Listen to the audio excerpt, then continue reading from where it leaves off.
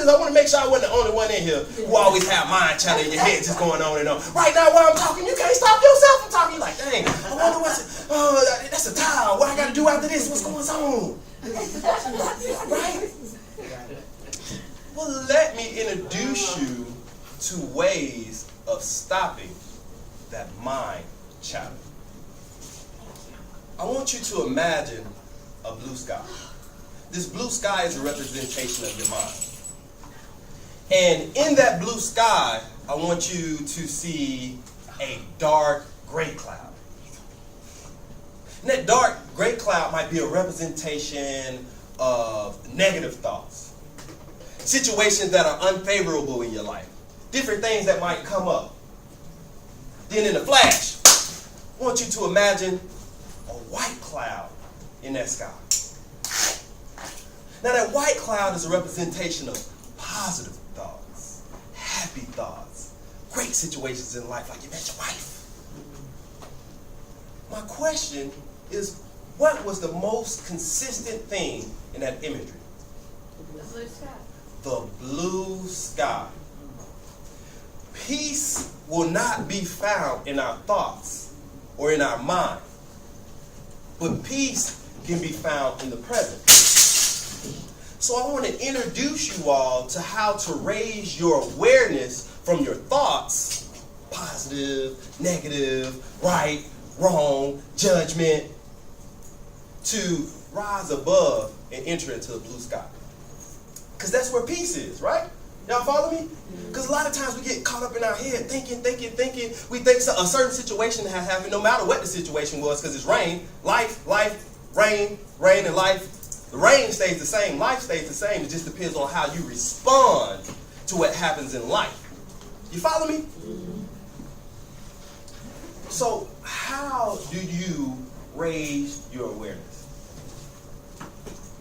This young being in the moment. Being in the moment. Here's a power tool to assist you in being in the moment. It's called a mindful breath. Mindful breath. Y'all just learned that in yoga, right? We just learned that. Mindful breathing. You can't think and focus your awareness on your breath at the same time. Matter of fact, everybody, let's take a mindful breath right now. Let's sit up straight. Inhale in our nose. Exhale out of our nose. Just follow our breath. Inhale in our nose. And exhale out our nose. You brought yourself here. You brought yourself now. Another way to enter into this state of peace so you can reduce your stress is to still your body. Another word for that is called voluntational stillness. Voluntational just means you set the intention to be still. Observe people that's next to you. Observe yourself when you go to moving and tapping, and you'll be around somebody that just got a pen. Yes. They just click it, click it, click it, click it, click it, click it, click it, click it, click it, click it.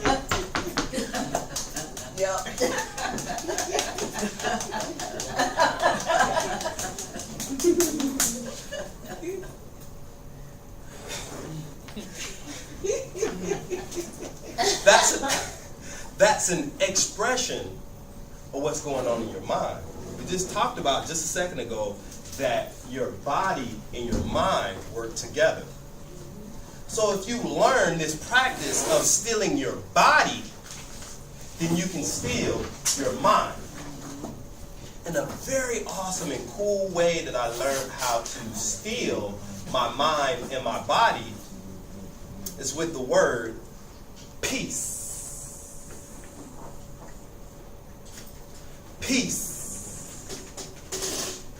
After you finish saying the word peace and exaggerating the S sound, you got it already, Miss Bobby.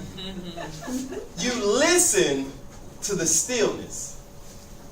You listen to the stillness.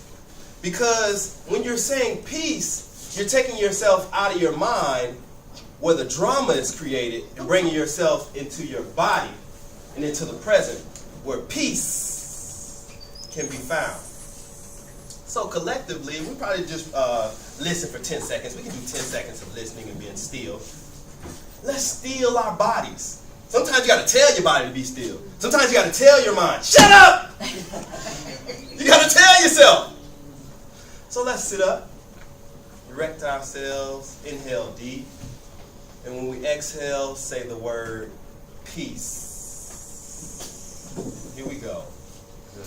1, 2, 3. Peace.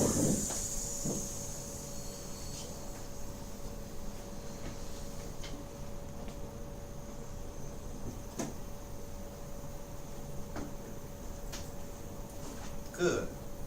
Good. I got a question for you. Could y'all hear that fan running in the background? Yeah. I can now. You can now. Because you're present. You don't have a lot of mind chatter, mind stuff going on. So what is that like? Let's imagine for a second that we're driving in a car and it's raining. And that rain that's hitting the top of the car is thoughts going on in our head that we can't shut off. We can't shut off. I can. Right? That you cannot stop. But when you go under the underpass and you get that break, that's peace. And then when you continue to have this yogic practice of mindful breathing and saying the word peace, that gap in between your thoughts will get longer and longer and longer so that you can continue to walk through peace. Now I want to share a story with you all that I think illustrates this perfectly. It's called the Zen Story. Now another word for Zen can be peace, right? Stillness. There was a monk and his disciple, and they were going on a grand adventure through the jungle. There was foliage everywhere, trees everywhere, and I don't know if you all are familiar with monks, but they take a vow of silence. The reason why they take a vow of silence is because the mind keeps going. So when you're quiet, you begin to listen and be present. So they were walking for weeks on end in silence. And the disciple had a question that popped in his head. He was trying to be patient and not ask the master. But the master could tell that he was getting impatient. Oh, he could tell he was getting impatient. The master. And the disciple said, Master, how do I enter into Zen? The master didn't say anything. Kept walking. Another week passed by. And the disciple got impatient. Like, Master, how do I stay in Zen? And the master said, can you hear the waterfall? The disciple got really still. Leaned in and started listening.